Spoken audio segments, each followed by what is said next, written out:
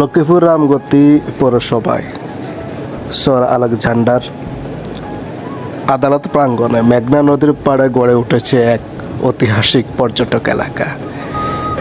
সারাদিন কর্মক্লান্ত ব্যস্ততা সেরে মানুষ বিকেল বেলায় একটু আনন্দ আরাম আয়েশ উপভোগ করার জন্য ছুটে আসে বিভিন্ন দূর দূরান্ত থেকে নানা শ্রেণীর মানুষ।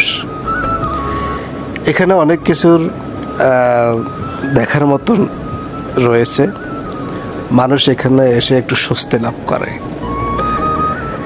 এখানে আমাদের যে মেঘনা নদীটা, এখানে প্রচুর পরিমাণে ইলিশ মাছ আছে এবং নানা ধরনের মাছ এখান থেকে পাওয়া যায়। এই আলেকজান্ডার বাজার রামগতি পৌরসভার এক ঐতিহাসিক বাজার। এখানে নানা ধরনের